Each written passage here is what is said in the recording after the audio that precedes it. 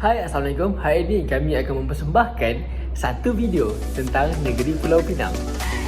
Kumpulan kami terdiri daripada 6 orang ahli penelitian, iaitu terdiri daripada saya, Muhammad Ali Fizuddin, Ridwan, Faizati, Atira, Adin Adina, Aida Syazana dan Faizati.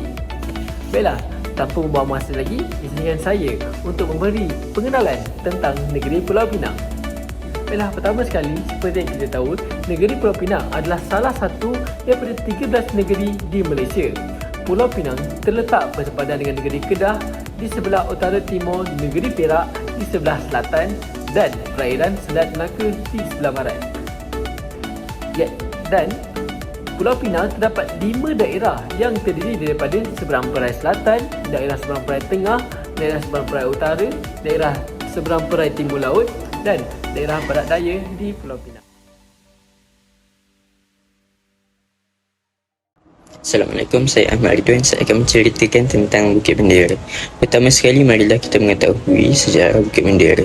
Bukit Bendera terletak di Pulau Pinang, Malaysia. Ia juga dikenali sebagai Bukit Pinang. Ia merupakan salah satu destinasi yang paling popular di Pulau Pinang. Ketinggiannya mencapai 830 meter di atas paras laut, menjadikannya salah satu bukit tertinggi di pulau ini. Tempat ini menjadi terkenal kerana menyediakan pemandangan yang menakjubkan. Apabila anda berada di puncak, anda akan dapat melihat panorama menakjubkan Pulau Pinang, Selat Melaka dan sebahagian dari daratan Malaysia.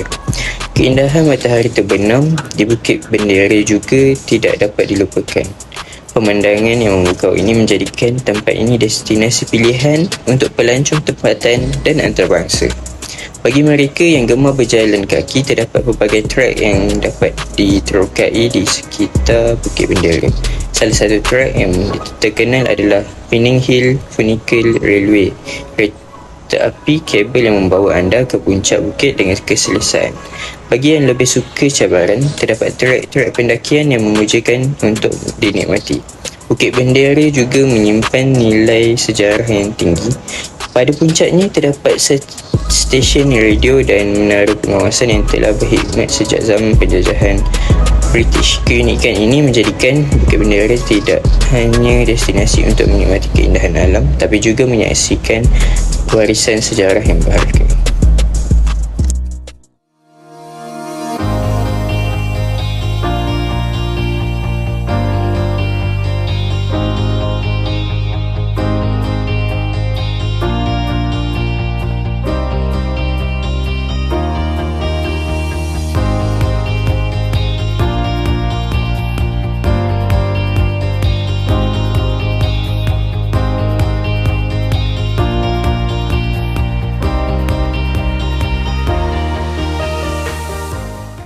Terletak di bandar bersejarah Georgetown yang terkenal dengan kepelbagaian warisan budaya, The Blue Mansion atau lebih dikenali sebagai Chong Fat Zi Mansion merupakan antara bangunan bersejarah paling ikonik yang telah membuka mata dunia kepada peninggalan seni bina era kolonial dalam negara.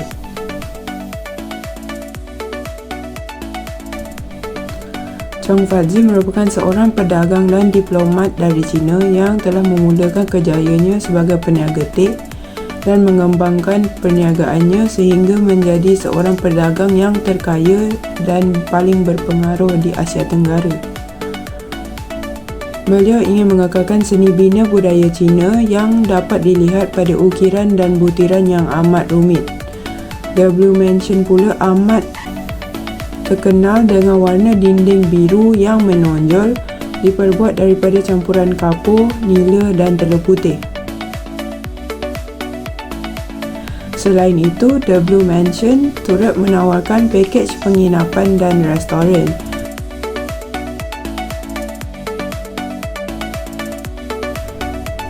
The Blue Mansion mempunyai 38 bilik yang dihiasi dengan gaya antik, mencerminkan warisan serta sejarah bangunan tersebut. The Blue Mansion juga telah dianugerahkan anugerah warisan budaya UNESCO Asia Pasifik untuk pemeliharaan warisan budaya pada tahun 2000. Bismillahirrahmanirrahim. Assalamualaikum warahmatullahi wabarakatuh. Saya Atira binti Idris akan memperjelaskan tentang salah satu daya tarikan di Pulau Pinang, iaitu Fort Cornwallis. Fort Cornwallis adalah sebuah kota tinggalan sejarah yang terletak di padang kota lama Georgetown, Pulau Pinang. Kini, Fort Cornwallis telah menjadi salah satu tarikan pelancong luar dan dalam negara ke Pulau Pinang. Fort Cornwallis telah dibina pada tahun 1786 oleh Francis Light dengan menggunakan buruh-buruh dari India. Kota ini dibina setelah 4 hari Francis Light menduduki Pulau Pinang. Pada mulanya, kota yang berukuran 46.4 meter persegi ini dibina daripada batang pohon nibung dan kayu. Kemudian pada tahun 1804, kota ini dibina semula dengan batu bata dan menggunakan tenaga buruh dari India semasa perkhidmatan Kolonel R.T. Farquhar sebagai Gubernur Pulau Pinang. Kota Cornwallis siap sepenuhnya pada tahun 1810 semasa perkhidmatan Norman McAllister sebagai Gubernur Pulau Pinang dengan menelan kos sebanyak $80,000. Kota ini berbentuk bintang berbucu 4, dinamakan sebagai Kota Cornwallis sempena nama General Gubernur India Charles Earl Cornwallis. Kota berketinggian lebih kurang 10 kaki ini dibina khas untuk pentadbiran dan bukannya untuk pertahanan. Di dalam kubu, masih terdapat beberapa struktur asal yang dibina lebih seabad yang lalu. Yang pertama, gereja kecil Chapel. Ini adalah struktur gereja paling awal yang masih hidup di Pulau Pinang dari zaman kolonial. Ia dibina pada tahun 1799 di sebelah timur Fort Cornwallis di benteng barat daya untuk tujuan beribadat. Yang kedua, ini merupakan sel-sel penjara dan bilik tahanan yang masih terdapat dalam kota Cornwallis. Yang ketiga, The Fort Cornwallis Lighthouse atau dalam bahasa Melayu, Rumah Api Kota Cornwallis adalah sebuah rumah api di Fort Cornwallis. Rumah api itu dibina oleh Kerajaan British Malaya pada tahun 1882 sebagai Fort Point Lighthouse. Pada tahun 1914 hingga 1928, rumah api itu menjalani pengubahsuaian dan namanya diubah menjadi Penang Harbour Lighthouse. Rumah api itu diperbuat daripada rangka keluli putih dengan ketinggian 21 meter.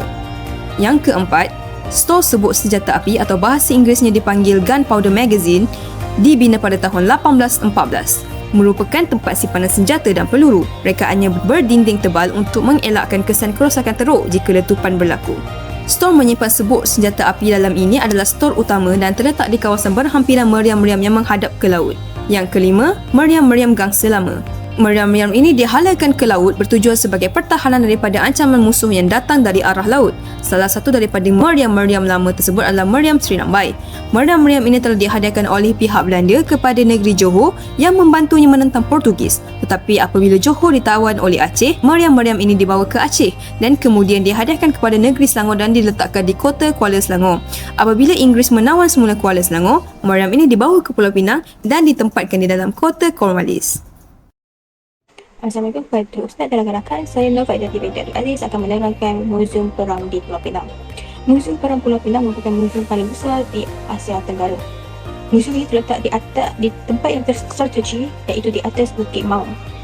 Muzium telah dibina oleh tentera British pada tahun 1930. Namun telah ditewaskan oleh pihak tentera Jepun, iaitu pada tahun 1942 yang telah berlakunya Perang Dunia Kedua. Pada era tersebut, masyarakat Cina telah hidup dengan ketakutan kerana tentera Jepun telah menguasai mereka. Bukan hanya pelajar, namun kedua masyarakat Cina dan lain-lain. Kenapa mereka hidup dengan ketakutan? Kerana tentera Jepun telah melawan, membunuh dan menyiksa mereka pada masa itu. Apa saja tentera Jepun telah meninggalkan tanah Melayu, tempat tersebut telah ditinggalkan selama 60 tahun. Terdapat orang tempatan telah memiliki tempat itu dan membaik boleh tempat tersebut, iaitu Johari Syafi'i, iaitu merupakan pengasas Muzium Perang di Pulau Pinang. Muzium Perang Pulau Pinang merupakan salah satu tempat yang menarik di Pulau Pinang dan menjadikan Pulau Pinang memiliki banyak pelancong. Kenapa Muzium Perang Pulau Pinang menjadi tarikan? Salah satu sebabnya adalah muzium itu telah menjadikan tempat peninggalan bersejarah dan terdapat juga banyak peralatan yang tidak diubah tempatnya oleh Johari Syafi'i. Dia tidak mengubah apa-apa, dia masih meninggalkan barangan dan alatan tersebut di bilik itu. Dan salah satu bilik yang lebih menarik perhatian pengunjung adalah bilik yang dipenuhi dengan peluru. Selain daripada satu bilik yang dipenuhi dengan pelur, terdapat juga satu laluan terowong yang gelap dan sempit, namun banyak pengunjung tertarik untuk laluan tersebut.